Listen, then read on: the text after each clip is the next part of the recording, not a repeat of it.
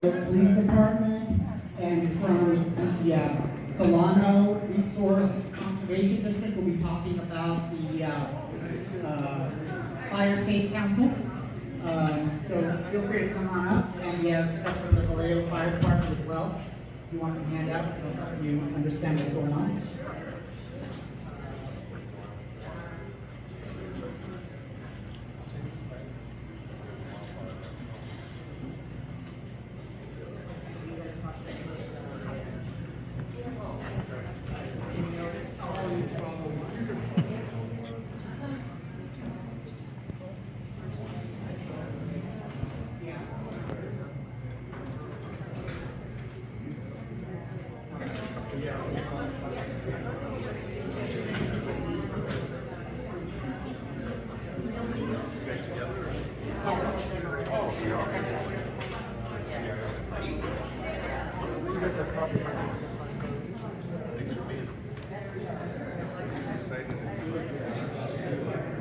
Here with the Cove, if anybody's interested in getting some of that information or asking questions.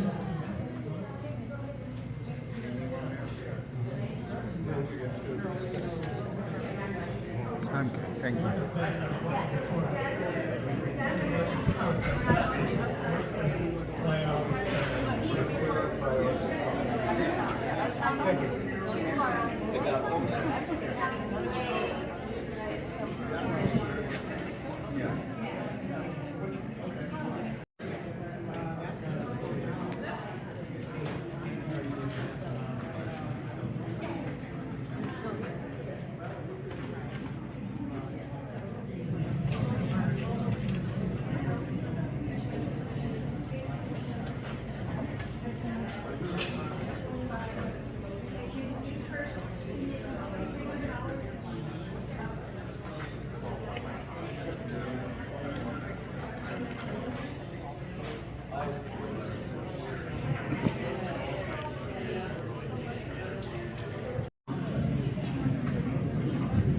Okay, I think we'll start with the national anthem, if you will.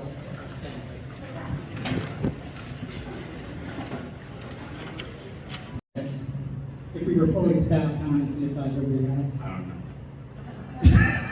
More than one. More than- Yes, way more than one. But yes, yes. Any other question? She's a specialist, and she's great. As of Tuesday night, we had 76 sworn officers. But I believe we have funding for whatever full complement would be, like 130 or something. Some people don't think we have funding. I think we do. On paper, we're allotted 133 officers. As of now, and from the chief down to the guy we hired yesterday, hopefully he passes that TO, I believe it was 74, it could be 76. Out of the 76, I think we have 11 that are waiting to medical retire. But because they're on paper, I mean, and don't quote me, but I know we have a group of officers that they're disabled and they're hurt. There's 10 on workers' comp right now. Okay, so 10, right? 76. You have 10 on workers' comp, that gives you 66 officers. That's 66 officers, including the chief, deputy chief, captain. You know, and we also include the people that are on field training. They're considered an officer on the books, but they're not. I mean, it takes them a year and some change to even ride by themselves. So that they get 66 officers, and we have more that are, just waiting for their backgrounds at other agencies right now. You talk about cameras, why can't we add more cameras to fill in the gaps around the city? That's a city question. If I had that money, that's exactly what we would do. We're all about cameras. I mean, I want, if it was up to me, there would be a camera in every red light. Thank you.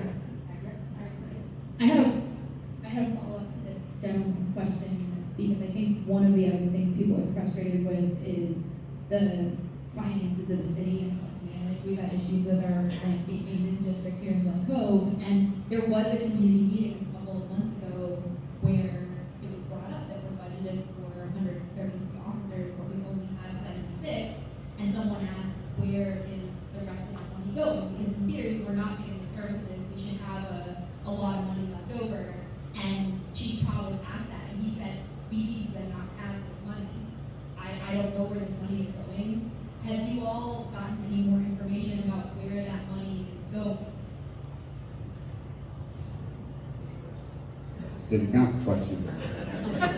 We have our, yeah, so resources, right? Money, right? That's one of the biggest things. So,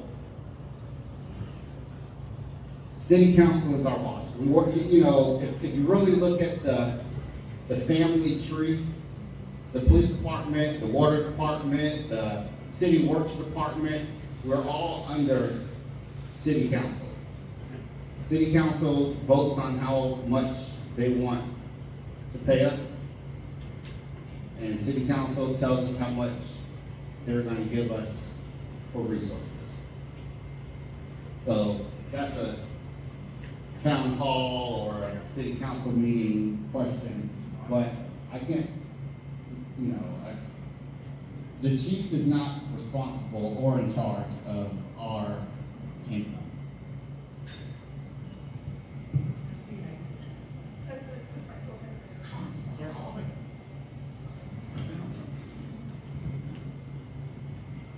Yeah, I was just gonna say, in light of the resource constraints that you guys are experiencing, resource constraints, right, that you guys are experiencing, I know that there are certain, you know, strategy that the police department can implement to at least provide some semblance of security in terms of which.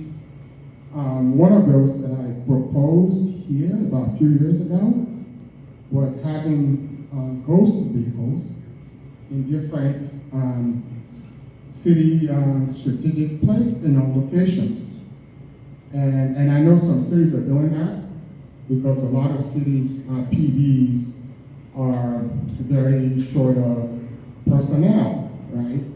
So one of the things that I found out they're doing was have vehicles parked in different places, like Glen Cove Parkway, where we have people running stop sign and lights, and also any potential burglar that will notice a vehicle, a police trooper parked, you know, in the strategic places, will probably be discouraged to you know, try to break into people's homes. And I think, is the VPD doing anything about that? I know I brought it up here a couple of years ago here in this meeting, and I don't see, even though it was, you know, I was acknowledged, and it was acknowledged that that was a good plan and strategy, I still don't see any kind of movement in that direction. We've placed, I guess we've called marked vehicles in specific areas. I know we just recently did that with Costco. They asked for a marked vehicle, and you know, to be honest with you, we really don't have that many spare vehicles. But we did leave a marked vehicle at Costco, and honestly, if you leave a vehicle long enough, it gets vandalized. I mean, you know when there's a car that just hasn't moved. I mean, and that's, I mean, to be honest with you, that's what criminals do. They're very good at what we call pacing. And I know, sir. Yes. I understand what you're saying, though, but it's your job to ensure that that car is not sitting there in the same spot for days, right? You still have to move them around different locations. I don't believe think that's a cop-out if you're saying that, you know, someone can break into that vehicle. You're telling me that you're gonna leave that vehicle there for a week. That's not what I'm saying. I'm saying that you can always find, you know, this is where creative comes in, right? We can't just not be creative in terms of how we approach, you know, and certain things we do. You're not gonna leave the vehicle there for 2 weeks in the same spot. That's not what I'm talking about. What I'm saying is that if you, in light of what you just said now, you have to come up with a strategy to say, hey, we're probably gonna leave the vehicle there for 2 days and we're gonna move it to somewhere else. That way, it's not sitting there for anybody to break into or someone to say, hey, this vehicle doesn't look like it has anybody in it. We could, you know, we know that there's no police officer around. That's what I'm saying. We have to employ strategies. We can't just not think. Sir, we've never left a vehicle anywhere longer than a few hours. But once again, you still need resources. Our cops are working nonstop. To sit there and, I see what you're saying. I think it is a good idea if you have a beat officer that can control that beat and he can maintain visual, you know, he can keep his eye on that vehicle. But a lot of times, like our resources, I mean, we're dealing with 4 officers, sometimes 5, sometimes 6. In what, the 14th largest city in Northern California. And our officers are working. I mean, they are working, they are working, they are working. What you're referring to, I actually agree with. I agree with leaving cars and deterrence. I completely agree with that. The problem is the resource to maintain that car. For someone to have to constantly go stop what they're doing, go to a specific area, and you want the car in Glen, Cove, or you want it on Main Street, or you want it in Crest, the car constantly does need to be moved. So that stops one of my 4 officers to go, don't take a call for service. You're Don't. doing a shift change. There's ways that it could be done. I agree with deterrence. So why don't we talk about how to get it done instead of just making excuses about why it can't be done? We all understand there are limited resources. So the idea is, let's use some of the resources we do have. If there's an extra car, maybe it can be delivered to one location and then moved at shift change to a different location. So it's not being vandalized, it's not just sitting there, but it might deter crime in that area just by it being present for a shift. I agree with deterrence. I agree with deterrence. Does it have to be a sworn officer who owns the vehicle? Sergeant Hollis, how many daily calls for service are there right now? Daily calls? Daily calls for service. On average, we, between 150 and 200 a day. I am all about deterrence. I don't want you to walk away thinking that I'm not for deterrence. I love the bait car technique. I think it has its purpose. Our issue with the false alarms and the bait is an officer that sits there and moves a car is the officer that's not going to a call for service. And I understand the deterrence, but I wish I could pull up our board, but there's violent crimes, there's, restraining order violations, there's 5150s, the hospital needs us. Like, it is a strain on the resource to say, hey, stop what you're doing so you can move this car while these cops are waiting for this cop to cover them. So when you take one puzzle piece or one chess piece off the board, you're stopping other movements for other calls for service. I'm not saying that I disagree with deterrence. I think deterrence is needed. I think it's mandatory, but I don't think you're understanding our severity when it comes to calls for service. I totally agree with you, but what we're saying is that we can be creative. Someone mentioned today, someone we could have people that, in the community that can volunteer to do that kind of stuff. And how can we then, train those people to do it so that you guys are getting assistance from the community as well? Not just you guys, we know that you have constraints. Definitely no question about that. But what can we do to help you guys, help us, right? And this is the key things that we're talking about here. How can we help you to help us? The number one way that we're asking our citizens to help us is to relieve some of the services so our resources can go to more important calls. Now, you see what I'm saying, sir? Cadets, you're right, sir. We have 2 cadets for the city. Just want to proceed the third question, and I know we're running short on time. I want to get to the other Yeah. presentations. So. I usually don't need a mic, so tell me if I need. First of all, I want to say thank you to you and all the officers who are serving right now. You're doing a really hard job and the best of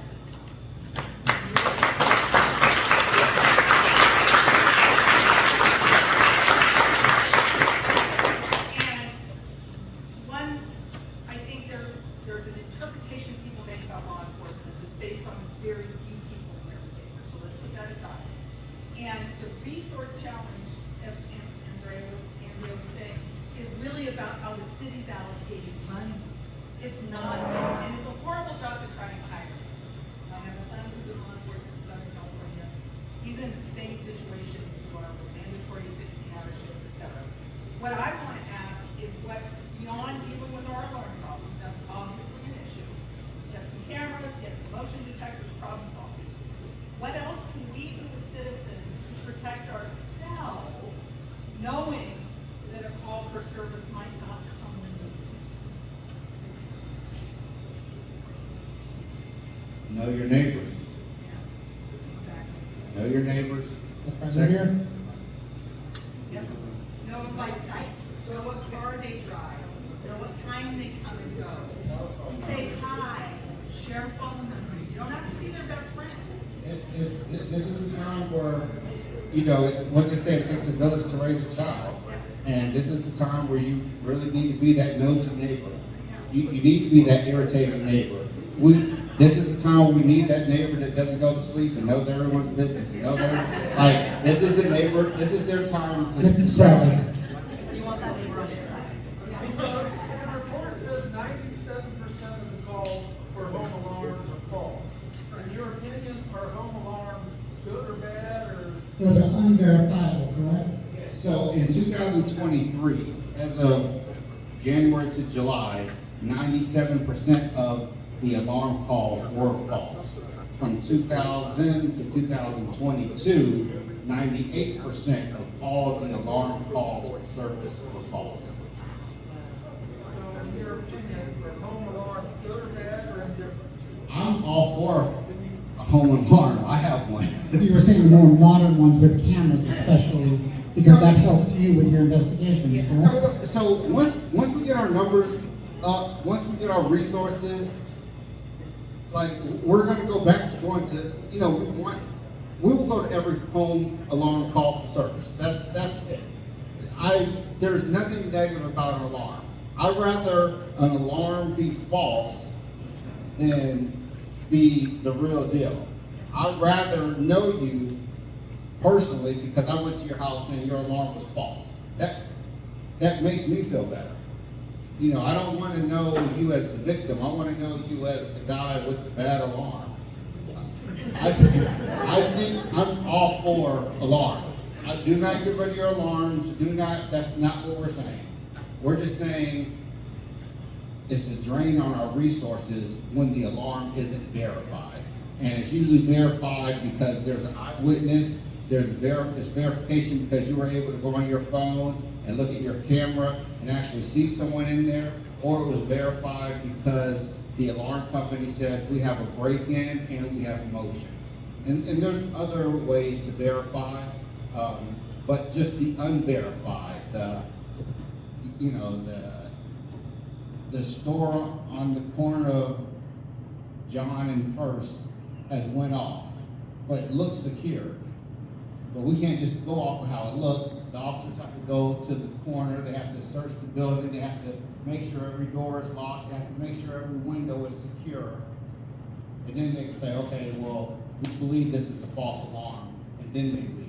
But they don't leave until they make sure that the door isn't just shut, that the door is actually secure. They don't leave until all the windows appear secure. They don't leave until they can confirm that there's no forced entry. And that's the drain on our resources. All right, we do need to move on because we do have other presidents. Thank you so much for being here. Can you stick around if people have questions on the side? Yes. Okay. I'm sorry, I was just going back to the neighborhood watch. I think that's a great idea. I know a lot of cities are implementing that. I know Oakland's doing that now, having similar issues. I think all of us are responsible for that as well. I would like to see citizens, neighbors just walking around with a vest or something, that are saying they're part of the neighborhood watch program. I think that's a deterrent as well. So if you guys are asking how we can help us as a community, that's one of the ways that we could help. It's by being visible, being on the streets, walking together as, in groups, whether it's 2 or 4 or whatever.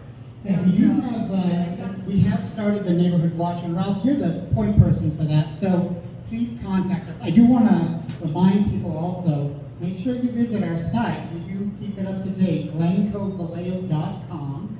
And I also wanted to just, while they're setting up for the next presentation, you're welcome to stay as long as you like and answer questions if people want to approach Sergeant Hollis. I want to point out that we had some of our other representatives come in. Andrea Source over there from Harvard Town is here.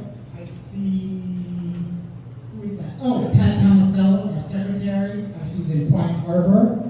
Jim Sapiro's here from the shore. No, States. There's States. Sorry. Did anybody else come in there? Oh, Adriana Torres, Fuentes, sorry. Adriana Fuentes from Glen, Cove, Landing. And, Sam, you were here. Our treasurer, Sam Ellis, in California Lighthouse. He's our other representative in California Lighthouse. Okay, let's see, what else? So now we're gonna have the folks from Solano Resource Conservation District speak, and with them today is a representative from Vallejo Fire Department, Brandon Clifford, who will also be here to answer some questions, although they're from separate entities. And I'll let them explain I'll let you. You're first, and then you can answer some questions for Vallejo Fire Department. Sounds good. Is this working? Okay. Hi everybody, my name is Karen Young. I am a project manager with the Solano Resource Conservation District. And here today also is Orla. And we are here to talk with you all about wildfire preparedness and fire safe councils. And wildfires, raise your hand if you like them. Yeah, job security. We have a long history here with them. Yes, and it's not anyone's favorite topic usually, but we live in a fire-prone state and in a particularly windy area here, and preparedness and discussion about preparedness is always a good thing to bring up. So, really briefly, and I apologize for anybody text on here, you don't have to read it all, but just a bit about Solano Resource Conservation District, or the RCD.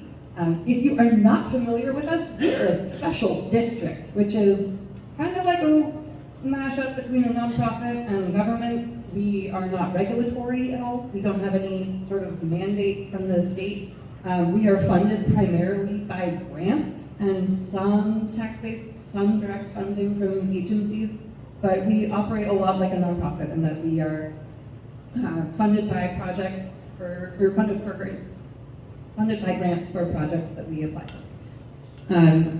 Our office is in Dixon, and our territory covers part of the county, not all of it, but we do work throughout the whole of the county and occasionally outside. Most of what we do is partner with landowners, land managers to do a lot of habitat restoration. We do a lot of environmental education in schools K through 12 throughout the county. And we also work on fire programs as of a few years ago. So I've got a mission up there. Basically, we work with people who come to us saying, hey, help me out with this erosion problem, or I want more wildlife habitat over here. We're working down at the water plant, is that the spot? Not my project, but yeah, I have a colleague who does a lot of work around here. And as far as fire, we got into fire work after the 2020 LNU fire. You may remember that one, it was August of 2020. It was a particularly bad combination of lightning storms that started a number of fires around here and burned in Solano County most of the Pleasance Valley area of Vacaville. After that fire, after the 2020 fire season, there was a lot of funding available, and a lot of our partners, different conservation organizations and government entities, we all worked together to secure funding for a number of different fire-related projects that are focusing on a bunch of different things within Solano County. So we're working with our government and conservation partners to plan fuel reduction projects in some parts of the county, working on some post-fire recovery and capacity building projects so that within our county we have more ability to prepare for and respond to the landscape and community effects of wildfire. We are in the process of talking with fire professionals and air quality management about a prescribed burn association. A lot of what we talk about is trying to prevent fire, but then also at the same time promote some good fire. We're very much in favor of intentional fire as a land management tool when it's used carefully and appropriately, and also very supportive of the cultural values of fire. And so we're exploring a prescribed burn association in an attempt to make that tool more available to our county. And if you're interested in that, keep an eye on our website. We will be announcing meetings soon, hopefully. We respond to requests for landowner support regarding resource concerns, and we are working with the county on fire safe council development, which is why we're here today. So fire safe councils, if you are not familiar with them, are grassroots community-led organizations that mobilize residents to protect their homes, communities, and environments from catastrophic wildfire. That definition comes from the California Fire Safe Council, and I have a few bullet points here. Fire safe councils exist on a spectrum of sizes. So the California Fire Safe Council, their logo's over there in the corner, they are a statewide nonprofit that represents all of the other fire safe councils, because fire safe councils also exist at a regional scale. We have a Solano Fire Safe Council here. There's a Yola County Fire Safe Council, a lot of countywide or regional ones. And one of the ways that can make the most impact for people in neighborhoods who aren't going to every government meeting that the regional fire safe councils tend to look like is the local fire safe councils. Those are the real example of that grassroots community-led organization. Local fire safe councils can be one cul-de-sac. They can be an entire valley, like Pleasance Valley has a fire safe council, Green Valley has a fire safe council, but throughout the state there are some that are really just a cul-de-sac. There are ones that are often aligned with homeowners associations or community associations.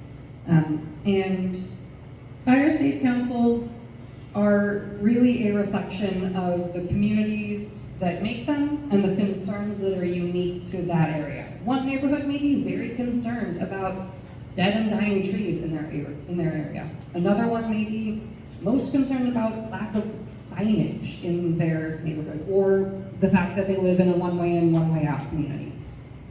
So when you look to see what fire safe councils are doing, there's no one size fits all.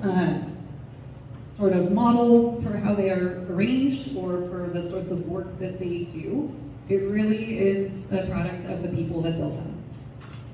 Some fire state councils focus on defensible space programs. So this graphic here is showing the home ignition zones, depicting the different zones surrounding a house and the sort of work that needs to be done in each of them to make a home more resistant to fire. Some fire state councils focus on assembling emergency evacuation kits with their members so that everybody in the fire state council is a bit better prepared if you get a call to evacuate. Some do reflective sign campaigns, so making sure that any first responder who shows up to your house is able to easily identify what house number they're at. And also just using materials that are out there, published already and available, like the Ready, Set, Go literature from CAL FIRE. There's a lot of different printed resources that are useful. Similar to fire safety councils, and sometimes it's a Venn diagram of fire safety councils and fire-wise communities, sometimes it's just a circle. Fire-wise communities, this is a national designation for areas that are implementing and maintaining wildfire mitigation practices. So with this one, you get certified through FireWise USA, and you have to meet certain standards. And this is the one that can result in insurance premium reductions if you talk with your homeowners insurance folks. And the reason for the difference in those benefits with FireWise communities is because there is a national certification level with this one. A fire state council, because they are so variable, it's kind of hard to hold that to a national standard. You could be a 501c3, you could be a bunch of people who meet on the weekends to help clean out everyone's gutters on the first of the month. So these are less variable than fire safety councils.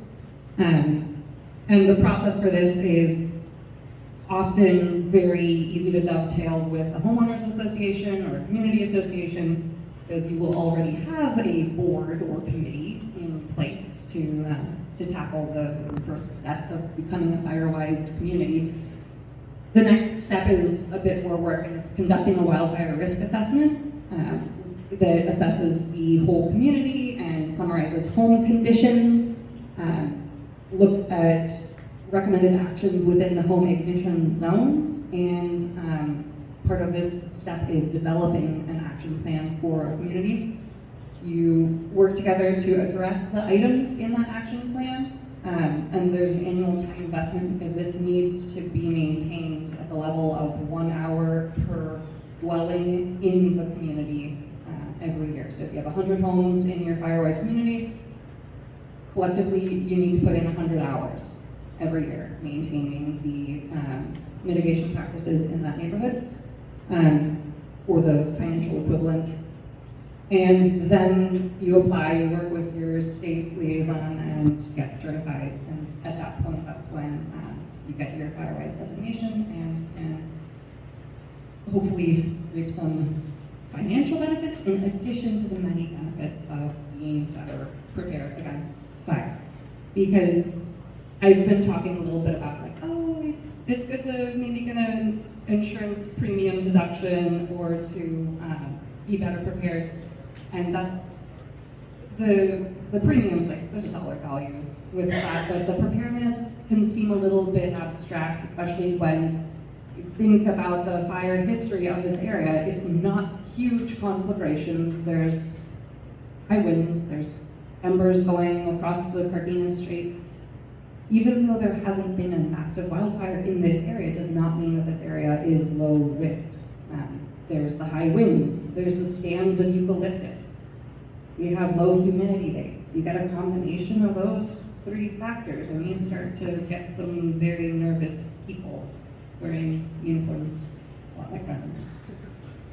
A graphic from a model home that was subjected to an ember storm. When we think about how houses burn during wildfires, it's not usually that wall of flames creeping towards you that you might envision. And that is not a fun visual to consider, but that's not usually what happens. Increasingly, the data is showing that in large wildfires, what ignites homes is an ember storm. So from a mile or more away, embers are being blown toward your house. They land in your gutter. What's in your gutter? Leaves. Leaves make great fires. And anywhere that an ember can find, a little bit of kindling on your house, in your gutters, under your windows, that is a spot at which your house is vulnerable. And you can be far away from a forest and still be at high risk. So working together with your neighbors to collectively do the small, tedious things that can make your house a lot safer, blowing out your gutters, working to clear out the debris from underneath decks, all of the smaller things that fall into those home hardening practices, practice lists with defensible space and the home emission zones. Those are all things that can make a very real impact in whether your house is one that ignites and is then one that subsequently ignites your neighbors' houses, and whatever we as the RCD can help you to do in organizing either as a fire safe council or a fire-wise community, or helping you rally your neighbors in getting a group together. We are more than happy to talk about that.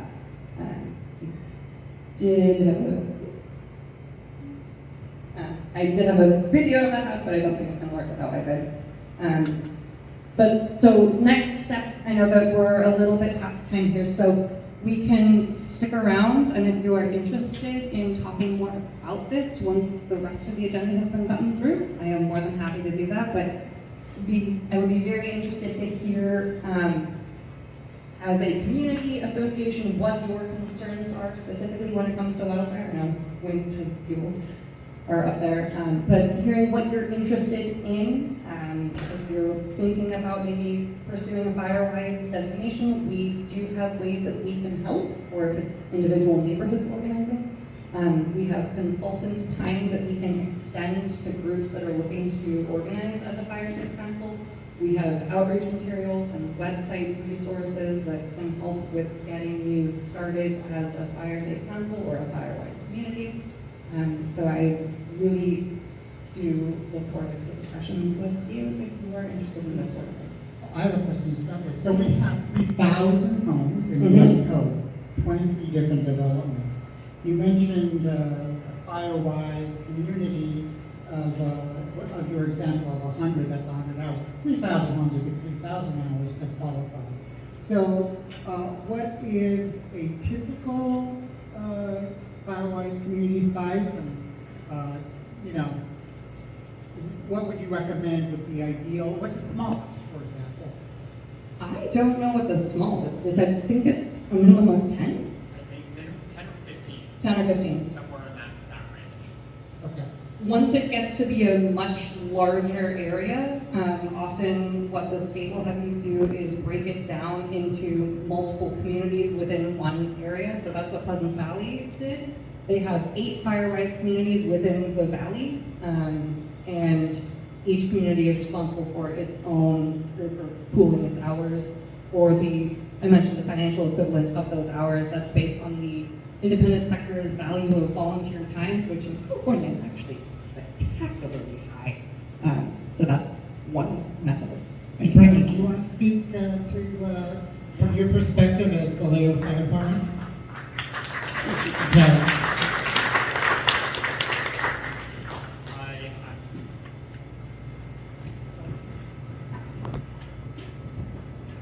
Hi.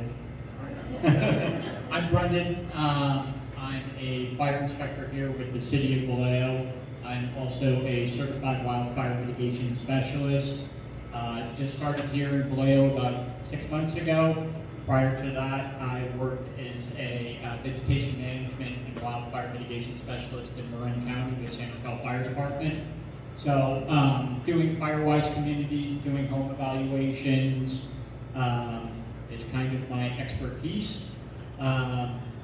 Here in Vallejo, I did print out some handouts of what our vegetation management guidelines are.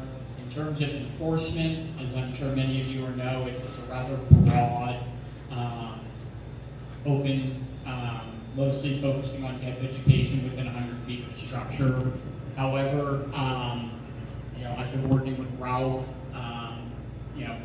with things with LMD and things of that nature, but I really want to focus on individual homes in the community. This is a community-driven organization. I know the police department was talking about helping others. One thing we really tried to hammer in Marin County was if everybody does the work on the block, but one home doesn't, and that home catches fire, the whole neighborhood's at risk. So there's a lot of information out there right now.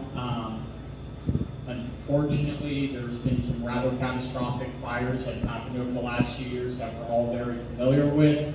However, some very good information has come out of it. I know there was just recently some reports released regarding the Paradise Fire on home ignition and the information gathered from that on homes that were more likely to survive than homes that were not. So I'm here as a resource. I've got some business cards. I'll help out in any way I can. If anybody has any questions, I'm here. So, Karen, what would it take for us to organize for a Firewise Hills? So for a fire safe council, really just coming up with a few leaders, name, deciding if you want to incorporate it as a 501c3, which is not necessary. And because fire safe councils are so variable, you can really organize it to the level that you desire. It can be very informal. For a Firewise community, that one is a bit more work, and it depends on the what goes into that assessment that you do of the community and of the homes in the Firewise community, because that you can develop a list of recommended mitigation measures for different properties, and by working on those collectively, get closer to. Yeah, because in order to break it, I think Glen Cove is, we do a lot here. Fire breaks, we stay on top of those. We stay on top of LMP to clear. So what it would be now is just to get everybody organized who wants to take this on. And I'm willing to lead it. But then we can break it down into individual developments. We can break it down into individual streets. That way we could deal better with the 100 hours that we have to do. Can I just, can I do this? So, I'm loud. That is one thing I do want to focus on is we can cut fuel breaks, we can do the work beyond your property line. As we saw in the video, if your home looks like the Jungle Book, as I like to say, and there's dry weeds, there's leaves, that fuel break's going to do absolutely nothing. Most of these fires, as we have seen on TV, we've all been told, you guys have seen the videos, are caused by embers. Blowing upwards of 2-3 miles in advance. They land in your gutters, they land next to your house. So it all starts on an inside-out approach. Start with your home, work your way out. Work with your neighbors on building that defensible space out to those fuel breaks. Those fuel breaks are a great resource, but if there's glowing embers and your home is not prepared, then your home could be that ignition source. So I think it starts with in the community and property owners to focus on doing what they can do to prevent their home from being that ignition source. Yeah, because the last big fire that we had started up at Swanee Reservoir, up at the tank on the hill, blew down 80, jumped the freeway to the Maritime Academy, jumped the waterway to Crockett, and then jumped back to Venetian. So, I mean, actually, we've been lucky in Glen Cove. The amount of eucalyptus we have, the amount of open space that we have, we've been really, really lucky. And the fire department has confirmed that to me. You know, we're working on other plans for firefighting locations, working on different standard operating procedures just for Glen Cove because of our unique area. Yeah, we're one of those places where there's one in, one out, basically, one in already. And we creep that fire that we lost. Right, the last fire we had in April started at 2 o'clock in the morning. Nobody knew how it started. We had fire inspectors there. We had state fire inspector there. Nobody knew what the cause was. But yet, luckily, somebody saw the fire in through their bedroom window a block away and called 911. If not, that fire had gotten any worse. The way the wind was blowing, we would have lost Clearview, Brandy, everything up the hill. Yeah, we've got pictures on the website. It's pretty scary. I would encourage you also to sign up for Solano Resource Conservation District's mailing list. If you want, we can pass that around. Thank you very much for the presentation. Yeah, this is specifically for fire interest. If you would like us to follow up with you about Fire Safe Council or Firewise community information, add your name on here. And there had been a question about like hours of what is volunteer hours put towards home mitigation actions. So things like installing gutter guards or replacing the screens on your attic vents with an ember-resistant material, that sort of thing. Thank you, Karen. So Karen, can I work with you? Yeah. Yeah, we can figure out organizing, we're finding site captains for different areas and What I'd like to see is Glen Cove broken down, instead of one big area, broken down into 10, 15 smaller areas. I think that would be. And you still have a lush, beautiful yard, with lots of plants? Yes, you can. There are beautiful fire-resistant landscaping options. Actually, I would be remiss if I failed to mention that you can pick up some of those beautiful, regionally appropriate native plants, including drought-tolerant, tear-resistant, and wildfire-resistant options at our native plant sale this coming Saturday from 12 to 5 at Rustaller Brewery in Dixon. There's a stack here. Win-win. I also wanted to mention that we're very happy. The LMD committee works very hard with the city of Vallejo, and hopefully most of you saw that the monument is now lit. We're waiting for a year for that. And I also wanted to thank Neil Zimmerman, who spearheaded getting a community board, if you haven't seen it yet, in front of Safeway. So please stay tuned. Pat, our secretary, is going to keep that up to date. It's got our website listed on it, but it'll be kept up to date with things come up. Look at your quizzical look on your face. So it's between the cannabis store and the old entrance to Safeway. Oh, okay. Yeah, it's very lovely. Yeah. So It's in between Safeway and the Pots. yeah. I was being politically correct. Okay, so now I'd like to introduce you to Paula Schneesig, and she will talk about the food co-op that's very local here. And she has handouts too. Hi, everybody. My name is Paula. So this talking about the co-op follows perfectly with everything we're talking about tonight about community involvement, community engagement. How many of you do not know what a food cooperative is? Okay, everybody knows. Everybody knows what a food cooperative is. This is the audience. And you guys have probably shopped at a co-op once or twice before. We're in like the fourth wave of cooperatives. They were big after the 20s, after the Depression, and then again in the 70s. a lot of food buying clubs that turned into cooperatives. And now we are here again. Cooperatives are growing around the country. So what we're looking for to do is to have a cooperative in the Benicia Vallejo area. And what a food cooperative is, it'll be a full-service grocery store owned by us, owned by the people. Anybody will be able to shop at the co-op.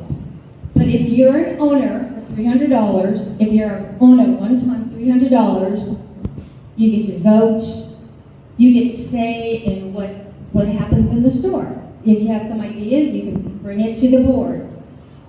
You get owner discounts, and you also get the peace of mind that you are doing something really, really wonderful for the local food system in our area. And as most of you know, it's pretty much nil to nothing.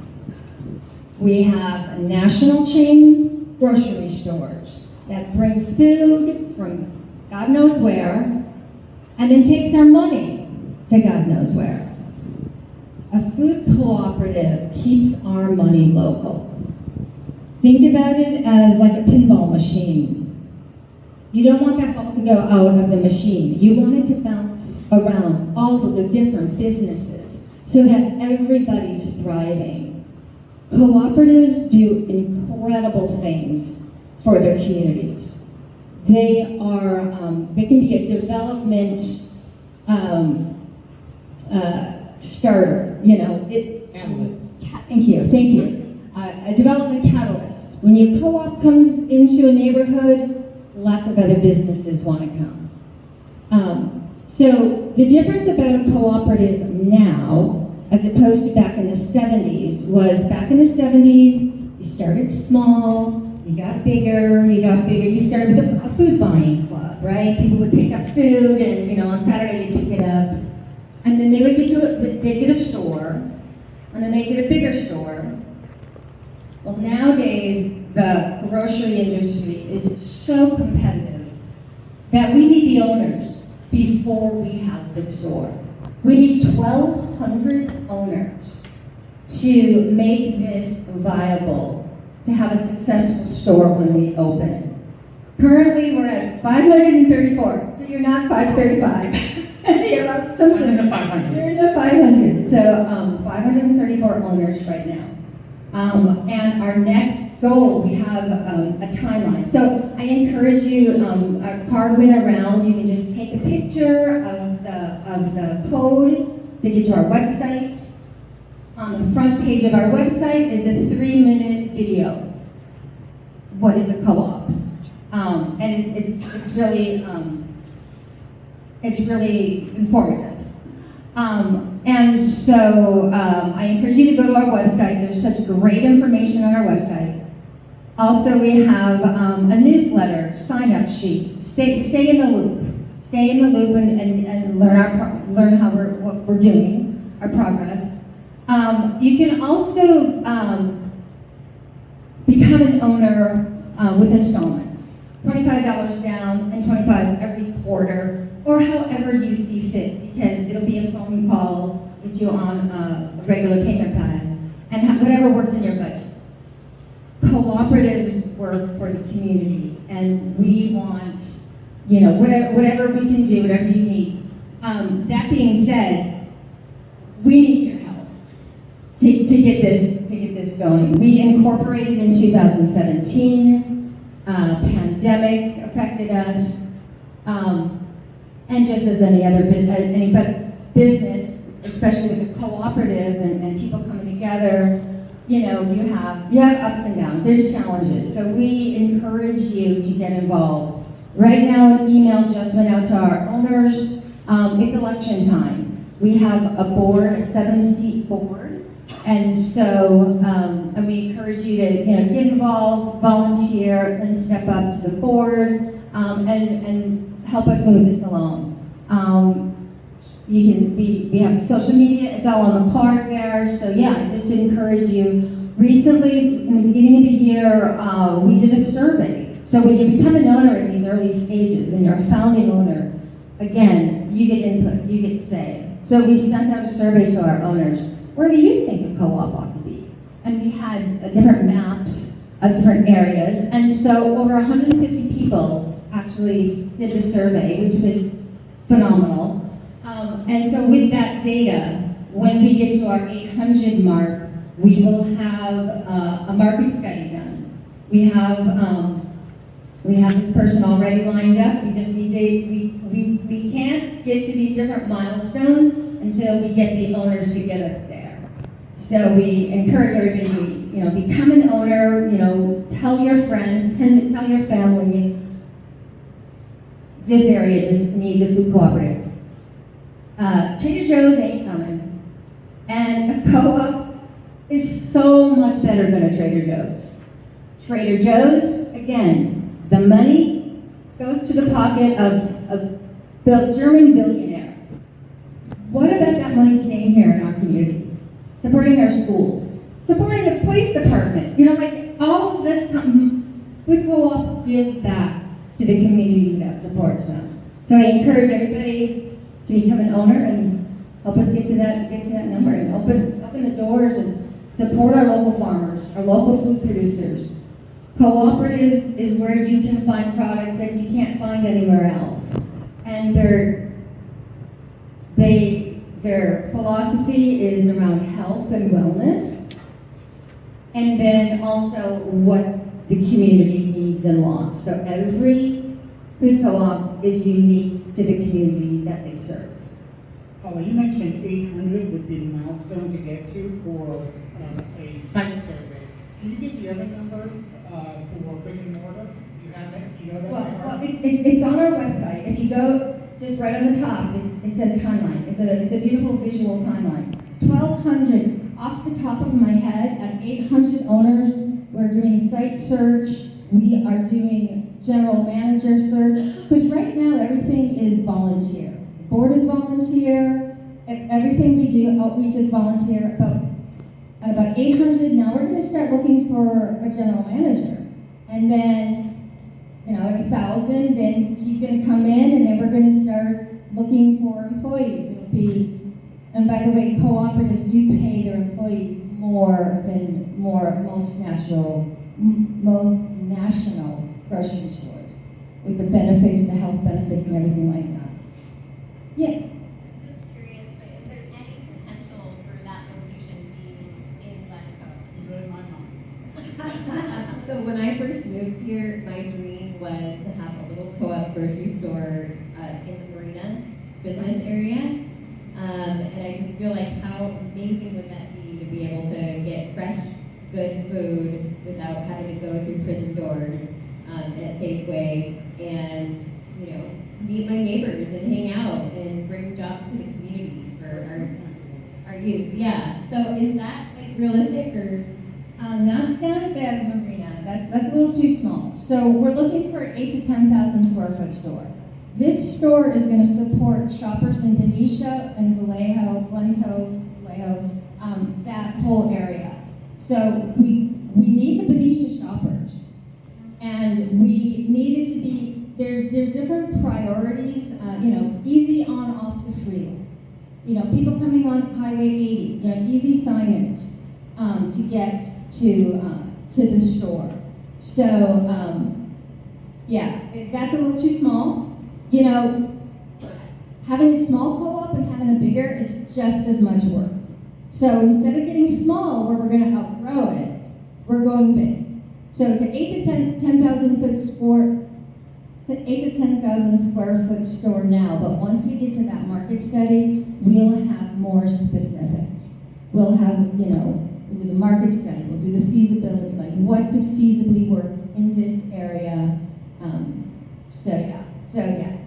Sorry. Are there any functioning co-op stores in the Bay Area being set up now? Ours will be a consumer-owned co-op. The shoppers are the owners, and shoppers can shop and not be owners, but encourage the shoppers to be owners. It's a consumer-owned co-op.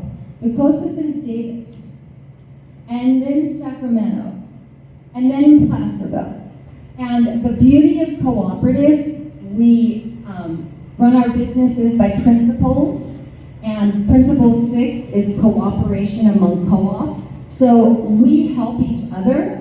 Davis is our mentor, whatever we need from Davis. We want to look at some financials, we want to look, then we get on the other side of the bridge. In San Francisco, those cooperatives are worker-owned cooperatives. So many of you might know Rainbow. Rainbow, well, used to shop there all the time. So they are a worker-owned co-op. Then out of the avenues is Other Avenues. And we have a book here too by one of the founders of the Other Avenues. They too are a worker co-op. There's something I was just going to say a minute ago about Other Avenues. But yeah, so, and then in Oakland, there's another, also worker, Mandela. It's in West Oakland, like right by the BART station. And that's a small one. That's a real a tiny one. Actually, Other Avenues is a little small, but once you're in a community, it's hard to expand, you know. Yeah, there was something I was going to say about connecting with the other cooperatives. I'm sorry. Anyway, I lost The Bay it. Area But ones? yeah. Pardon me? You were gonna mention other Bay Area ones? So no, those were the three. 3 in San Francisco and 3 in Solana County. And by the way, just a little tidbit. When we incorporated, we at first just called ourselves the Benicia Vallejo Co-op. And then decided to, we were thinking about changing the name. And I thought, oh, well, maybe we should keep it identifiable for a few more years. Well, this reporter in San Francisco, the Chronicle, called me and he was doing a piece on the history of cooperatives in the Bay Area. And so we were on a 4-page spread in the food district, food issue of the San Francisco Chronicle. And the first sentence is us voting on this new name. And so it had photos. And so yeah, the cooperative movement, it's so exciting. And just the support and the love from the community is really exciting. Yes. Yeah, it is on. Hello, my name is Amy Ralpa. I'm one of your community members here. Just wanted to say that when I was living up in Arcata as a college student, I was part of a co-op up there. Oh my God. Because it was like, what I didn't know then, but I do know now, it's like this wonderful merging of like things that you want to have from Whole Foods at the price of Trader Joe's, but better. You know, it's just like, I don't want to have to travel to Berkeley. I don't want to have to travel to San Francisco or Davis to get my stuff. So, having the things that you're like, sweet, you know, the kind of specialty type things, as well as really good prices and good quality type food. I love that because that's exactly what you can get from a co-op. And as an owner, yeah, let's spend our money on that, not this. As a college student, I was able to become a member for like a tiny fee, like $10 or something like that. So like once things are established, then the community can really come in and pay smaller amounts and have a little say as well. Maybe they don't want to be an owner. Maybe there's other options as things come along, which you're like, I don't want to have that much responsibility. But I do want some of these deals, right? So it's like $10, $20, whatever it is. Now you're a lifetime member and you get smaller discounts on things. The one, I thought that was great as a student. That was awesome. And then 3, like there was tons of community boards out there of other things going on in the community that like completely related to things that I thought were important to me and not important to something else that was going on out there beyond where I live. So I thought it was totally worth it, completely worth it, and I think that if we could, oh my God, please generate the last 700 people, you know, to get this going. It's been sticking around. I've been hearing about this for years. How much did you pay her? Yeah, right. Thank you. Yeah. I didn't even. So if you were like on the fence and you're like, I just want some good food and some good prices, then and be more involved with your community in such a way, you're a foodie in this way, then this is a great way to go about it. Thank you so much for that. I mean, I've been saying it for so long, like, co-ops are incredible. They are so amazing. You know, 4 things: the local food, the economy, keeping your money, like even if you don't care about food and you're, you know, go wherever you want, keeping the money here, you know, building community. I mean, so many things happen at the co-op. People go to the co-op just to go to the co-op. Hey, let's go to the co-op tonight. You know, seriously, there's classes going on. We get to dream what we want this to be. I want to have a juice bar. A former board member wants a beer garden. You know, like, we get to dream and make it happen. Fourth is the environment.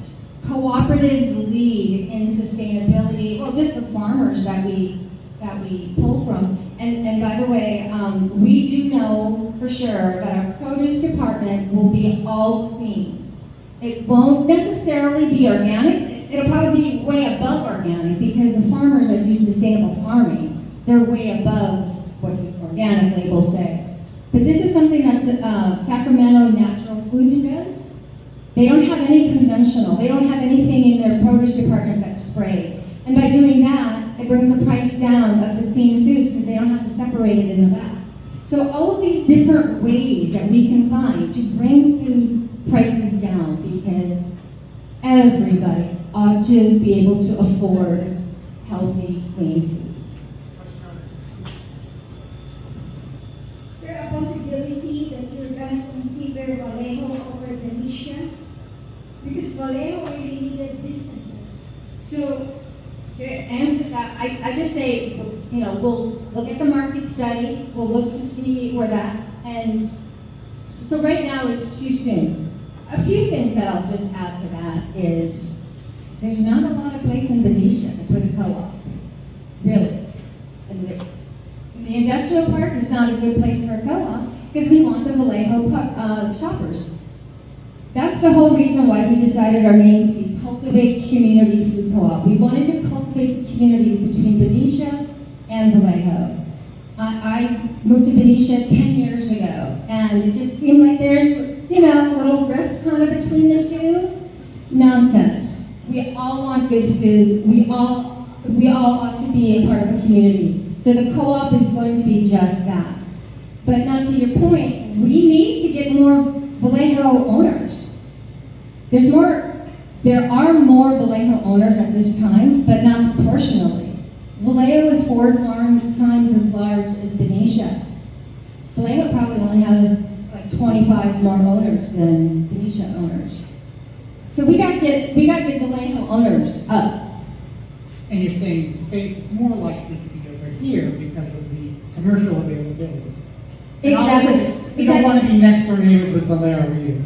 Exactly, absolutely. But you know, signage. And so, by the way, on our site search team, we have a few professionals that are on the team. We have the former mayor of Benicia, Elizabeth Patterson. She's a developer from another town. We have another gentleman who's an urban planner who helped find a place for his co-op. I believe it was either Seattle or Oregon, Washington or Oregon, I get it mixed up. But we got some serious people, you know, looking, but we're just waiting to get to that 800 number. Yeah. Visualize for me, how big is an 8 to 10,000 square foot store? Is that like a CVS standalone? I don't have any idea. Yeah. Same here. That does sound about right, the CVS. The hardware store in Benicia, the Southampton hardware store, that could be kind of like an 8 to 10,000. A little smaller than the Raley's, but a CVS, that does sound. I mean, would it? Yeah. Anyway, I could go on. But yeah. Any other questions? So you can become an owner online. That's easy to do. I'm selling shares tonight. You can fill out a form here. Yeah. So. Thank you, Paula. Okay.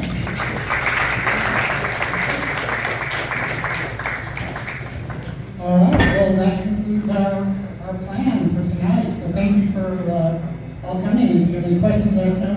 Don't forget to visit glencovallejo.com and make sure you subscribe to the fees, no.